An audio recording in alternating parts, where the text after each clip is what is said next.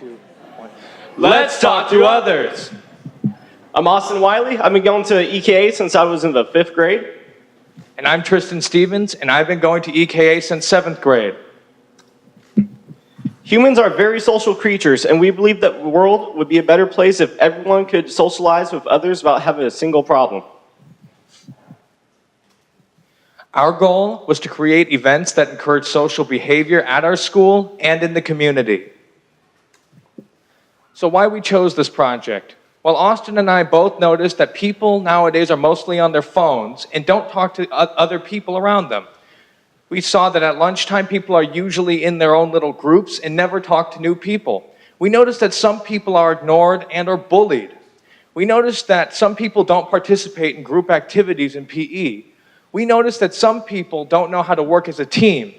And we noticed that people usually only talk in their age group and never with younger or older generations. So why this is relevant? Antisocial behavior is on the rise. It can lead to depression, anxiety, and other forms of mental problems.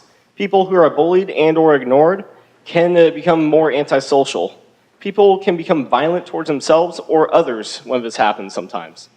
People will also find it difficult, if not impossible, to find jobs. And if there's no teamwork, democracy will not be successful and it'll crumble. So the first step, we thought that in a project to become more social, we should become social. So we decided to become partners. Yeah. So we each have unique strengths that make up for each other's weaknesses. Austin's strengths, he's a good handyman and do-it-yourselfer. He has a license and can drive. He has a big truck. He's creative and he has many connections. Now my strengths, I'm good with computers. I'm good with writing, spelling, and speaking. I'm good at keeping things organized and staying on task. And with these strengths, we made up for each other's weaknesses on many obstacles. So our first event, what we want to do something that could raise awareness of bullying. So we found a walk of UNLV in Nevada PEP that's called the Run, Walk, and Roll Against Bullying. We wanted people from the EKA to participate, so we started advertising to where you're going to hear us in your sleep. And that's their official flyer right there. So you might be wondering, how did we advertise? Well, we distributed the official flyer as you saw before, and we created our own. As you can see over there, we had a picture that we really liked. It said, "Don't bully, be a friend." It also at the top right says, "Let's talk to others." It had a little paragraph describing our project, and it had the information. We also made morning announcements, lunchroom announcements. We made a poster in the back of the lunchroom before it was used, and we made a post on EKA's Facebook account. So as you can see, this is the sign that we made. It has that picture that we really like, the "Don't bully, be friends." It has the name and the name of our project. So we wanted to sign people up before the event actually happened so that we could have a rough estimate. So we gave them out our emails. And you see that picture right there is an email from an unnamed student to Tryston, just asking a simple question, and Tryston is replying to them. We allowed people to sign up with us at lunchtime in the back where Lyric's now painting. And we gave them a free bracelet that said, "Let's talk to others," if they signed up through us. And we had more people sign up than we thought we would for this event. And it was actually a huge turnout. It was really good. So here's basically what we saw when we first came to this event. It's just UNLV building and lots of people. Here's some of our favorite pictures. That's Christian photobombing us when we were taking a picture. That's me taking a selfie of Miss Kino without her knowing it. And she's making a weird face. And that's some of the people we were able to find after the event that we took a big group picture with. And here's some pictures during the walk. I like that one of Christian where he's like, "What am I doing here?" And there's a picture of like thousands of people just walking around UNLV campus. And just a few other pictures that we took during the walk. So we know that most people here were parents and some were students that heard the advertisement. So if you were a student or anyone that participated, please stand up and give yourself a round of applause.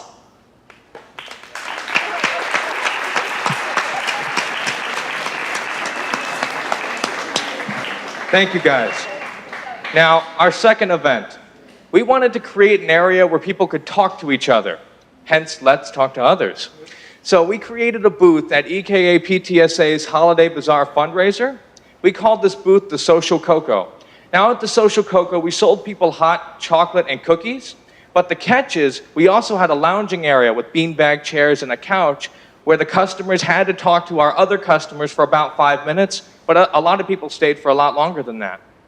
Now, people were not allowed to use their cell phones at the Social Cocoa, and this was to encourage social behavior.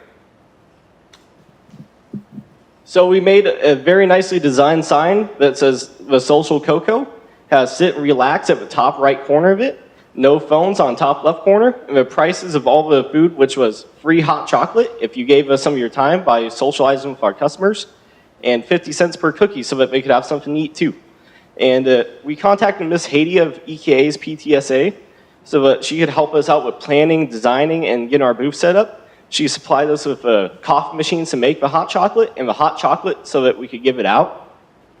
Miss Parrish and Mr. Gromlich were nice enough to let us use their furniture so that we'd have a lounging area and not a standing area. And it was the most successful booth at the Holiday Bazaar. We obliterated everyone else. Oh, here's some pictures of Tryston selling some hot chocolate for people's time. And here's a little bit of line when it's first beginning. Here's some of the happy customers enjoying hot chocolate, waiting to get hot chocolate, and just talking to people. And here's the cookies that we were selling, and some of our customers in the background drinking hot chocolate and eating cookies. So lots of people participating in this event. Some were in elementary from Building A. Most of you were from here, and some of them were your parents. So everyone that participated, can you please stand up and give yourself a round of applause?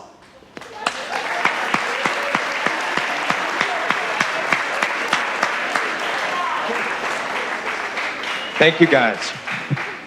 Now, our third event. Now, we wanted to have a class work as a team to accomplish a goal. So we had Mrs. Chapman's third period art class build a gingerbread model of EKA. The model consisted of all 3 buildings, the field, the basketball court, cars, everything. And so we bought materials and tried to make the gingerbread ourselves. It didn't work. And we ended up making this bread-like substance. It wasn't hard enough. It was like this soft, doughy substance. And according to Austin, it tasted terrible. Apparently. As you can see on the right over there, that's the kind of gingerbread we bought. We didn't see that it actually made a bread-like substance.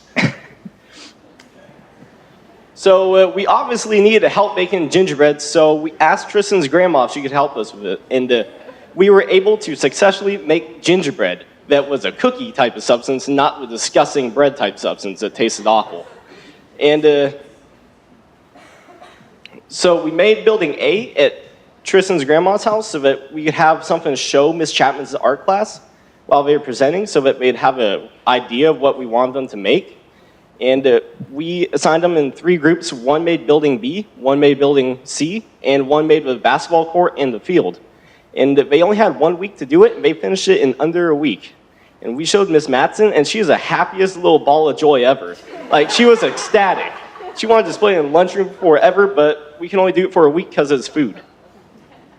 Here's some pictures of students making the gingerbread.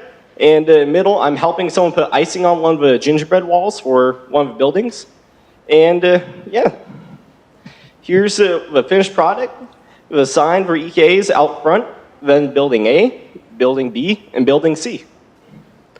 Here's a better picture of Building B, and the pen's on the right-hand side. It's made out of gingerbread, Hershey bars, those Twizzler things, the black licorice, and soda crackers. Here's Building C, the basketball court, and the field. And here's a group of kids that were in Miss Chapman's third period that helped us make it. And can all of you just please stand up and give yourselves a round of applause for being so awesome at this.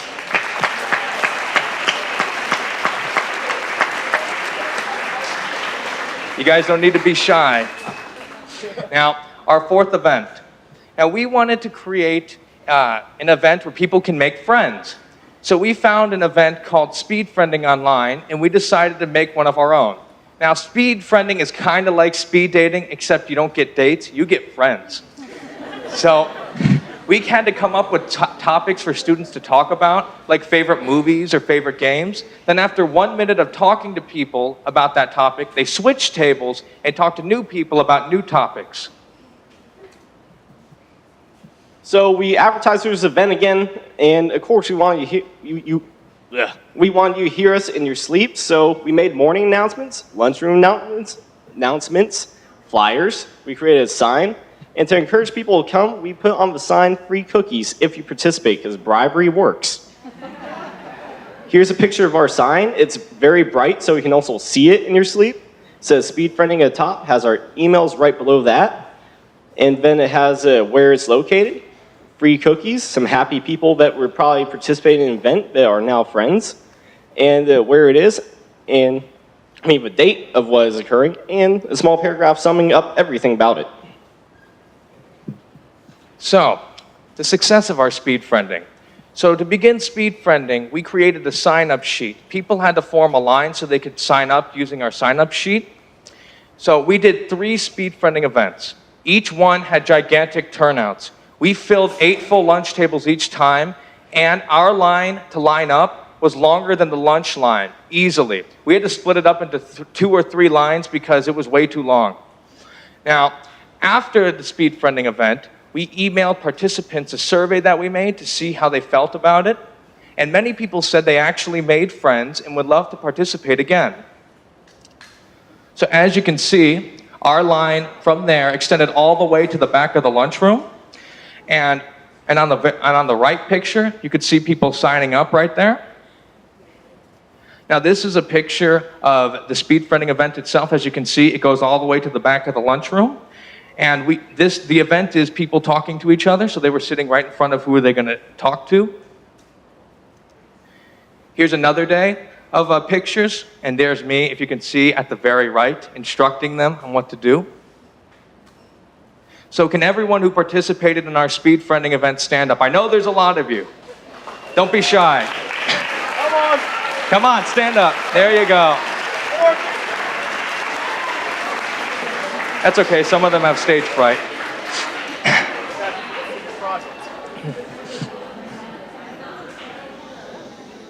So our 5th event, we want to create something to encourage teamwork and sportsmanship. So me and Tryston decided on building an obstacle course. We originally were going to use rope as a main material, so we could call it low ropes course, but we figured out that wood's safer, easier, and cheaper to build with. So we made 5 obstacles: low V, low X, which is 2 low V's put together, islands, bridge out, and maze. So here's some pictures of Tryston learning how to paint with my instruction, and me painting. And here's a picture of me showing Tryston how to use a drill and a power saw. So this is a picture of our low V. As you can see at the very right, there's a skinny end. The goal is 2 students get on the skinny end together, they lock hands together, and then they have to trust each other to go all the way to the end. And it was adjustable too, so middle schoolers could enjoy it. Now, low X, this is 2 low V's put together. But this time, they start out on the really wide end on the left. Then they work their way to the skinny end, hands holding. And once they reach the middle, that's where the trick comes in. They have to switch sides and go all the way to the other wide end. Now, islands. Islands, as you can see on the left right there, islands had 3 platforms. What you would do is you would stand on the first platform. You'd get on the 2x4, which is on the left. You would balance on it and get to the next platform. Then you do it again until you reach the final platform. Now, bridge out, which is our favorite, but we'll explain why later. But bridge out worked like this. You had 2 platforms on the right and one that was bigger in the middle. So what you would do is you'd have 2 people, 1 from each side, come on it, and then they would meet somewhere in the middle. And the goal was they had to go around each other without touching the floor or the ground. So they had to figure out teamwork. And trust me, a lot of kids had trouble with that until they actually talked with each other and figured out a plan. So our maze, now this picture was taken before we finished the maze, but our maze has 4 bits of plywood. They go together, or 2x4s, they go together. Then we have bungee cords connecting. Now, On the actual maze, there are more bungee cords, but the goal is to bear crawl, as Austin's going to show you. You bear crawl through it, and we were originally going to have it where if you touch any of the ropes, you have to go back to the beginning, but Mr. Webster deemed that to be a little bit too difficult, so what we did is, as long as they practiced proper bear crawling form, it was okay. So, this obstacle course took a lot of planning to do, more than any other part of our senior project. So we had to look at materials, which Austin took me to my first Home Depot. We had, yeah, and we had to figure out prices for those materials, and we created a financial spreadsheet to price it out. It cost a little bit over $300. Now, once we figured out how we were going to pay for that, we asked Mr. Webster in person and through email if we could teach the obstacle course to his class. As you can see, that's the email of me asking him. And then at the bottom he says, sounds good. And then he would love to let us teach it. He liked it so much, he let us have a whole week to teach that every single one of his classes. But before we do this, we had to create a lesson plan to teach each obstacle because frankly, we can't miss a whole week of classes just to teach this. Mr. Webster does have to teach some classes, so we created a lesson plan so he knows what he's going to be teaching. So we taught on every class on Tuesday, Wednesday through Friday. I taught first and third period, and Tryston also taught third because that's when he could get out of class. Mr. Webster was able to teach second and fifth period all by himself through what we showed him how we wanted it done. And the lesson plan. All the students loved it, and Mr. Webster and Mr. Thompson had some fun on it. And it will be used this field day. Here's some pictures of students going on low V. As you see, the girl, she's kind of ahead of the other person, which is her partner, so that's why she's standing kind of funny. And one of the low V's broke during the use of it, but we did fix it. So we will have a low X this field day. Here's a picture of kids on Bridge Out. They're trying to get around each other. They were trying to figure out how to go around without talking to each other, but they figured out how to eventually by talking to each other. Here's a student bouncing on islands, trying to get to the next island. And here's students, this is the best bear crawl picture that we could find, and they're just crawling through to get to the next side of the maze. This is why we love the Bridge Out so much. Mr. Webster and Mr. Thompson were having fun on it. And where Mr. Webster is falling right there, kind of looks like he's doing that dance on the Soulja Boy video, Superman. It really does look like that. Okay, so everyone who has ever participated on our obstacle course, can you please stand up and give yourself a round of applause?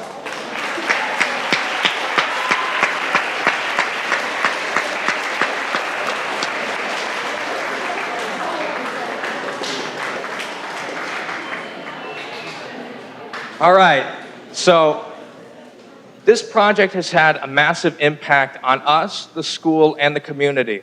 But first, we're going to talk about how it impacted us. Austin and I became closer friends through this project. We know how to work with a partner much better than we did before, and we know how to make up for each other's weaknesses. Now, how it impacted our school, students made friends at our multiple speed friending events. A whole class worked together to accomplish a goal, and that goal was building the gingerbread EKA in Miss Chapman's art class. And students participated and used teamwork with our obstacle course in the PE classes. Now, how it impacted the community. Senior citizens, adults, teens, children, and dinosaurs like Mr. Webster were all able to socialize with each other at our social cocoa booth. And many people participated in the Walk and Roll Against Bullying who have never participated in a community event. So, with success comes failure, and we've had our share of failed ideas. Our first one was we wanted to participate in EKA PTSA's Trunk or Treat. We wanted to decorate Austin's truck, buy candy, and give out candy, but this failed because it was too short of a notice, and I was sick that whole week. So I learned to give more time to prepare for events and to try to work even when sick if possible. Now, our second failed event, I wanted to create a coloring book page for elementary. Now, the goal was to teach proper stranger danger to kids, but the administration said my coloring book page was the opposite of what they wanted. So I learned to put more care and attention to what you teach to kids. So this was my coloring book page. At the top, I said, not all strangers mean danger. Most people don't want to harm others. I was trying to teach them that not all strangers are dangerous. I don't want them to go running around every time they see a stranger scared. So I put two scenarios. One scenario, this kid drops his cell phone, and the stranger picks it up and says, here you go. The kid says, thank you, and he walks away. It's a perfectly valid thing to do. The second scenario was someone coming up to a kid saying, hey, I lost my dog. Can you get in my car and help me find him? And then I promptly let him run away. So I was trying to show a good scenario and a bad scenario. And at the bottom I said, be smart about who you talk to, trust your instincts. But the administration did not find that appropriate.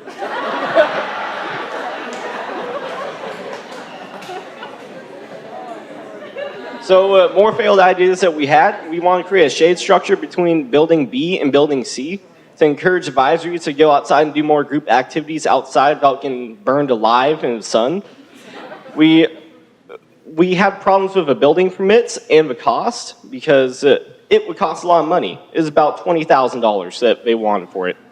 And we learned to get it approved by Miss Matson before we started working on anything because we wasted a few days on this that we could have been working towards something that we could actually accomplish. And the second thing that we failed on was a basket making event at the Blind Center of Nevada. I did it once when it's a school project in Hino's class where we had to volunteer somewhere, and I volunteered there and I had fun. I learned a lot about blind people and how their lives are so much different than ours. Why it failed, we didn't have enough people sign up, and we didn't advertise assertively enough with our advertising. And we learned that we need better communication skills and to be more organized when we're planning events. Here's some pictures of me and Tryston measuring out the field, the pen area for the shade structure. So, excluding us, there have only been 2 successful group senior projects. We're the third. Now, why is this? There have been a lot of seniors, and a lot of them have tried making group senior projects, but they've all failed. Now, we think it's because they keep falling into these traps that they don't know what to look for. Well, Austin and I created a successful group senior project, so we're going to give some advice to those future seniors who might want to do a group senior project. Now, this one is important, and this can apply to all seniors. Care about the topic that you are doing your project on, especially if you're in a partner project. If neither of you care about the project, it's not getting done. And if only one of you cares about it, that person's going to do all the work, and the other guy is just going to be goofing off. Now, the next bit of advice, do not partner with a lazy person. Luckily, Austin and I are not lazy. Now, next bit of advice, know each other's strengths and weaknesses. You don't want to partner someone that has the same weaknesses as you, or you might end up falling for the same things because they're the same weakness. Now, you need to be able to stay on task when needed, but also have fun with each other. If you guys don't get on task at all, this isn't going to get done. But if you can't have fun with each other, this is going to be a grueling process when this is supposed to be fun. Austin and I had fun. Now this one is important. Make sure at least one person can drive. Austin can drive, luckily. But if you guys are going to be going a lot of places, and if you're just going to ask both of your parents each time to take you places, you're not going to have a good time. So, hold on. Okay. So this is the most important piece of advice I can give you. Don't pick someone you don't know as your partner, and don't pick your best friend as your partner. Now let me explain. If you pick someone you don't know, you might end up hating that person as the project goes along, and you don't want to work with someone you hate for a whole year. That'll be horrible. But if you pick a best friend, don't do that. Because if you do, you're going to end up goofing off the whole time, and you guys are best friends, you know everything about each other, you guys are going to bicker a lot more than just acquaintances. I say, or we say, you should be acquaintances with the person that you're going to group with. I barely knew Austin. I knew that I liked him, but all we did is maybe share a few words, maybe show a few pictures, a meme or two, but that's about it. That's all we knew about each other, but we were acquaintances. We got to learn about each other throughout this whole process, and we already knew we liked each other, so it was a win-win. So with a project of this magnitude, there is no way we could have done this all alone. And we have to give a special thanks to the people who helped us along the way. We want to thank Mrs. Matson for letting us, for approving our project, for letting us work as a group, and for putting our gingerbread out for a whole week on display. We want to thank Mrs. Kino for approving our ideas and being very helpful along the way. We want to thank Mrs. Chapman because she let us use her materials, use her room, teach her art class, and being very helpful along the way. Thank you. We want to thank Mrs. Parrish and Mr. Gromlich for letting us use their furniture for the social cocoa because it would have been a dull social cocoa without those beanbag chairs and couch. We want to thank Mrs. Haiti for letting us have a booth at the Holiday Bazaar and for supplying us with hot chocolate and the coffee machines. We also want to thank Mr. Webster for letting us hijack his PE class for an entire week and teach it. We want to thank Ms. Gettings for giving us ideas and helping us with our flyers. I want to thank Trevor, Brandon, and Joe for helping us with our Holiday Bazaar booth because now we know what it's like to be at Starbucks working there at the rush hour. And we want to thank Sharon and Gil for letting us use their tools and some of their knowledge. And we want to thank Jennifer for helping us make gingerbread cookies and not gingerbread bread. And we want to thank Donna for driving us to get spray paint when we were underage to buy spray paint. And we want to thank everybody who participated in any one of our events or helped us along the way. Thank you, guys. And I want to give a final thank you to my partner, Austin Wiley. He helped me along the way. He did half of the project. He's a good handyman. He took me to my first Home Depot. He had a truck. He was very nice. And I really hope we can work with each other in the future, Austin. I also want to thank you, Tryston. You're the first person who really taught me how to use a PowerPoint, and I learned a lot about computers from you, and a lot about anime too, and just a bunch of stuff. And you were the person to help me write my papers, help me edit all my papers during senior project, and I played my first PS3 underground racing game too at your house. And I had lots of fun with you. Oh. Thank you, guys. Thank you. Thank you, guys.